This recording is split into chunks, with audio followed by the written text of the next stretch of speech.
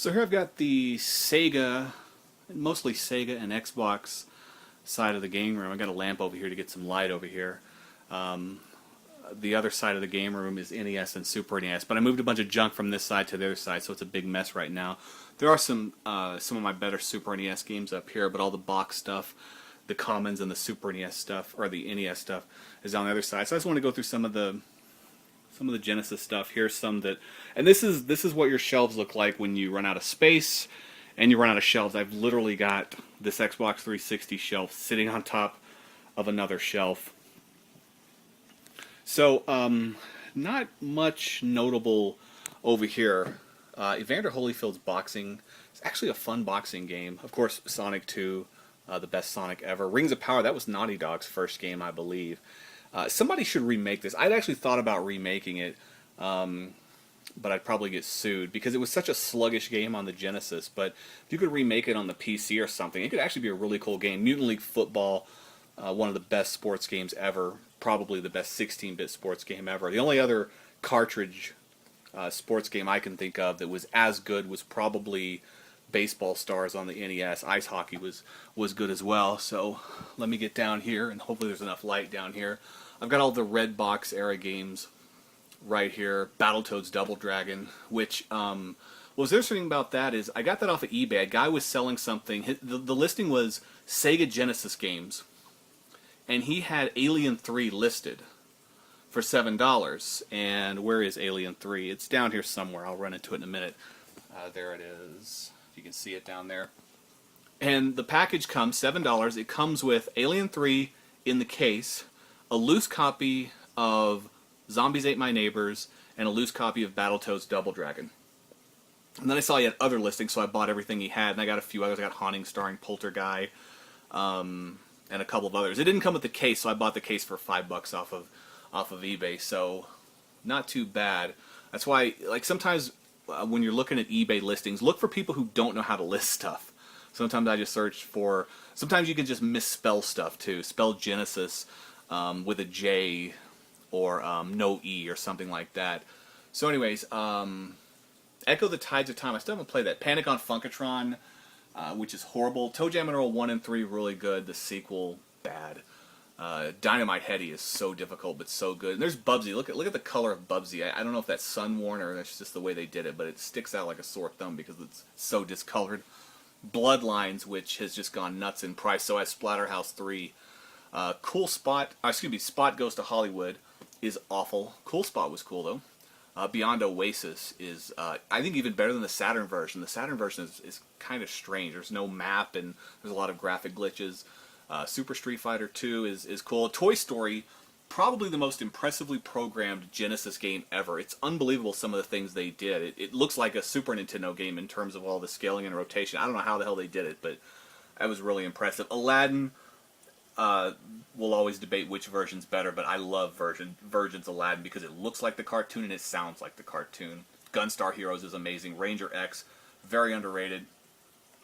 Going down here. Chuck Rock 2, if you never played Chuck Rock 2, it's really cool. Raiden Trad, there's a strange difference between Raiden Trad on the Genesis and Raiden Trad on the Super NES in that you don't get to respawn. The Genesis version has a checkpoint system, whereas the Super NES version you get to respawn when you die. Streets of Rage 2, best Streets of Rage. Zombies Ate My Neighbors. Superman, hardest goddamn game I've ever played besides, in terms of Genesis games, besides Roar of the Beast. Echo the Dolphin, amazing game. I like Shining in the Darkness, one of the last dungeon crawlers we really got in a cartridge. Cast of Illusions, unbelievable. Sunset Riders, a lot of good stuff down here. Ghostbusters, Phantasy Star 2, my favorite Phantasy Star game of all time. Ghouls and Ghosts, that's actually the only game I had from my childhood. I had to buy the case, but that original card is the only thing I have from my childhood. I had to rebuy everything else. Streets of Rage 3, I don't know why that game's become so expensive, but it has. Pocahontas is another one. Landstalker game I never even heard of until I started collecting.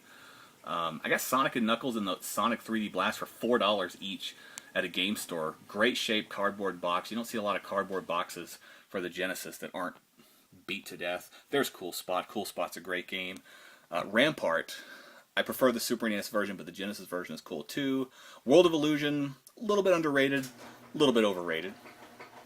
And by the way, if you hear a if you listen in the background, this is the basement, and there is a washing machine going right now. So if you hear some machinery, that's what that is. I just now picked up on that. So this is the basement game room / laundry room. Shadow Dancer's down there. The Hyperstone Heist, that thing's gone crazy in price. Forgotten World's one of my favorite shmups of all time. And you'll notice I don't have a lot of shmups on the Genesis. I've got Lightning Force, which is insanely difficult. But I don't have Truxton, I don't have Gyrus, I don't have Musha. And I love shmups. I just don't have a lot on the Genesis. A couple copies of Shadow Dancer, a couple copies of Street Fighter 2 Special Champion Edition, which is my favorite home version of Street Fighter 2, by the way. Kadash, which I think it was like a $30 game when it came out. Now it's worth a lot more than that. Target Earth, Thor Ackerland, the Nintendo World Championship winner from, what, 90, I think it was. He always... anytime someone asks what are good Genesis games you may not have heard of, he always talks about that one. It's a really cool game, albeit pretty difficult. There's Strider down there. Risky Woods is pretty cool, and there's that Alien 3. Last Battle is awful. Crackdown, not to be confused with the Xbox 360 Crackdown. So over here, here's some loose Genesis games, if you can see these. There's a Toe Jam and Earl with a messed up label. Kid Chameleon, Dynamite Duke, Shadow Blasters. I remember I got that for $10 at Toys R Us on clearance and thinking it's so horrible, but it's actually not that bad of a game. Wonder Boy and Monster World. I wish I had that complete, but that one's loose. Wiz and Liz. I think we were talking about that the other day. That's a great game. Turrican. I think Turrican's overrated. Mega Turrican and Super Turrican 2 are pretty cool, but the original Turrican is kind of brutal. If you can see any of those, what do I have? I've also got an Elysian Dragoon upstairs that I was playing on the Retron 5. Some Master System. Don't have a big Master System collection. Time Soldiers is awful. It's a horrible port. Phantasy Star is great. Actually, let me show you something cool about this one. Let me see where I can do this at. So, my girlfriend actually got this for me. It's complete, and it comes with something really cool. I don't want this to fall. This is a hint sheet that I guess Sega mailed out. And it's pretty cool. It's actually got, hold this, it's got a dungeon map on the back with some hints and stuff, so that's really cool. I'll leave that out for a second. Double Dragon, pretty good version of Double Dragon. Bank Panic, I never even heard of this game. It's a PAL release. I found it at a random game store for $3. Alien Syndrome's good. Govelius. Rambo, the Rambo games are pretty good. There's Golden Axe Warrior. It's pretty mint except for a little rip right there. It is the PAL version, but it's complete. And you know, even the PAL version's pretty damn uncommon. Ghostbusters is pretty legendary on the Master System. Dynamite Duke, another PAL import. Found that at a game store too. It kind of makes me wonder how those games made it that far. Aerial Assault, that's one I never even heard of till I was, again, at a game store and got it for $10 pretty recently. A couple Alex Kidds, which I am not an Alex Kidd fan. I know some people love it, not a big fan. Altered Beast. Shinobi down there on the end. What a horrible version of Shinobi. I don't know what the hell happened there, but the Tengen version on the NES is much better. Let's go down to the Saturn stuff. I've got some imports. Nothing real notable. Lair Section 2 is over there, which is the sequel to Galactic Attack, which we didn't get in the United States. I've got some Konami stuff. I've got Parodius Deluxe, or Parodius Deluxe, depending on how you pronounce it. Twin B Deluxe, Gradius Deluxe, which is kind of funny because I always thought Life Force, which I knew was called Nemesis, but for some reason Nemesis, Salamander. Gradius is Nemesis in Japan. But I always thought Life Force was Gradius 2. But it's not. This is the first time I ever played Gradius 2 when I got this disc. So that kind of surprised me, and Gradius 2 is a pretty bad game. I've got Last Bronx, which is also in the US. Burning Rangers and Bomberman Man as well. Knights, Long Box Knights, which I never even knew they sold it without the quote-unquote 3D controller. Mr. Bones is such a cool game. Mega Man X4, it's a little bit sun-worn, but on the side and on the front, but the back is okay. Clockwork Knight, amazing game, amazing soundtrack. Clockwork Knight 2, don't have a manual for that. Not a very good game, though. It basically has 90% of Clockwork Knight in it. It's really strange. Space Jam, which I got that free at a game store because the disc is cracked, so haven't even tried it. That black game right there is Astal, or however you pronounce it. Iron Man, Exo Man, Man of War, whatever the hell they call that game. I think that's actually a pretty fun game. The controls are weird. I love 2.5D stuff, though. Shining the Holy Ark, Bubble Bobble. Tempest 2000. I got that for $2.30 shipped on Amazon.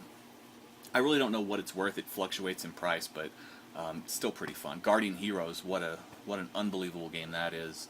Tomb Raider, which a lot of people forget is on the Saturn. People think of it as a PlayStation game. There's Galactic Attack. What a great shmup. Unbelievable game. Very difficult. I wish I could beat it, even with the cheats, with the 9 continues or whatever it is. I can't even get close.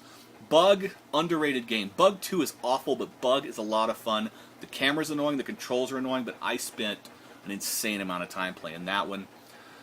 Sonic R, there's no way to put it. It's a bad game. Darius Gaiden's pretty cool. Another insanely difficult shmup. Legend of Oasis on the end with some replacement art.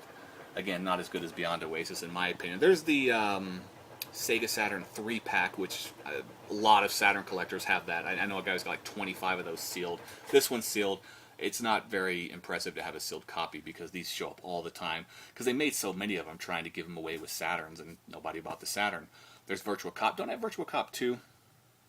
There's just an empty space there, not another mystery game. Both Panzer Dragoons. I do not have Panzer Dragoon Saga. I could have had it for $250 last year in great shape at a game store, but at the time it was a $250 game, and now it's closed in on like $500. So in retrospect, yeah, I probably should have bought it. That was not good foresight on my part. There's Children of the Atom, which has such little content, but it's still pretty cool. Earthworm Jim 2 is awesome. Street Fighter Alpha 1. Should have bought Street Fighter Alpha 2 for $20 more, because basically it comes with everything that Street Fighter Alpha has, plus a whole lot more content. There's Die Hard Arcade. Don't have a manual for that, but still, I got it for what did I get it for? $15 on eBay. Surprisingly, very recently too. So pretty good deal. Blazing Dragons Virtua Fighter 2. I've got like 5 or 6 Game Gears. None of them work. So what else is new? Let's see. I do have some. I've actually got a few Dreamcast sitting right here. My Dreamcast games are way over by the 3DS games because I don't have very many. I've got Skies of Arcadia, Grandia 2, both Crazy Taxis, and a bunch of sports and fishing games. So here's the Sega CD stuff.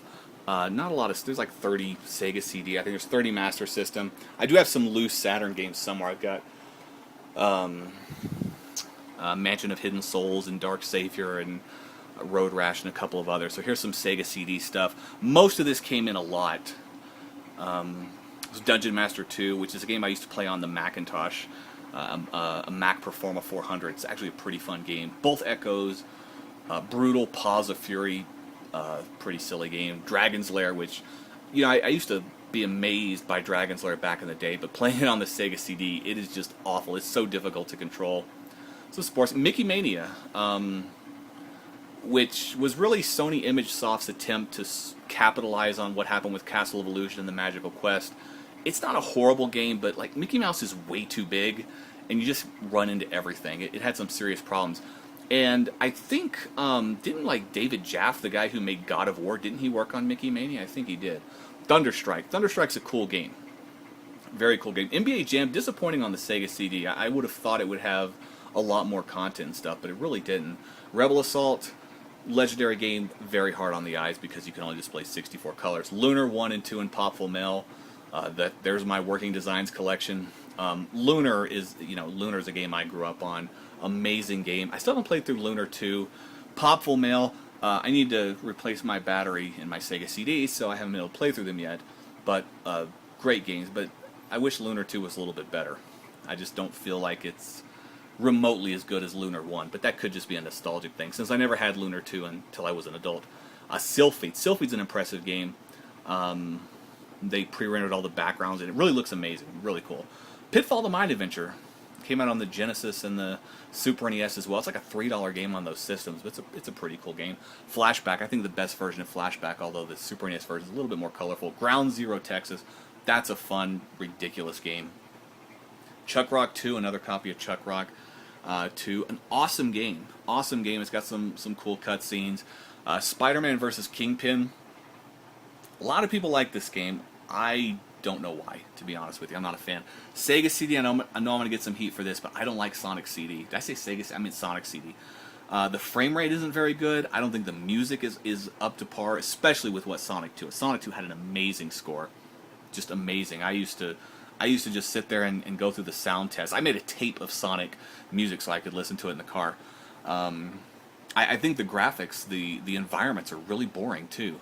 Space Ace, another, I guess what you'd call sort of the grandfather of QuickTime events. Eternal Champions, not a great fighting game, but this is certainly the best version. There's a lot of cool stuff in here. Hook, you know what's great about Hook is that it contains like the entire soundtrack from the film, which is, I didn't think it was John Williams' best music, but it's still John Williams. Cobra Command, that's actually a really cool game. That game is awesome, actually. I think there was an arcade version. And Soul Feast. That's a cool game too. A lot of fun on that game. Very difficult game.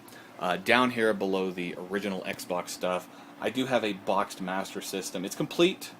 You see some water damage down there in the corner, and the back has got a rip on it, so it's not doing too well. But it's still pretty cool to have it. I've got all the manuals and the gun and the... I use Genesis control pads instead of the Master System control pads because the D-pad on the Master System is the worst D-pad in gaming history.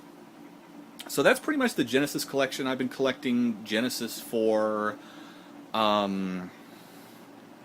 just 2 years now, and it's slowed down dramatically because 2 years ago, that was pretty much the time when we were seeing the market turn from, free, lots of games that didn't cost much to now everything's doubled or tripled in value.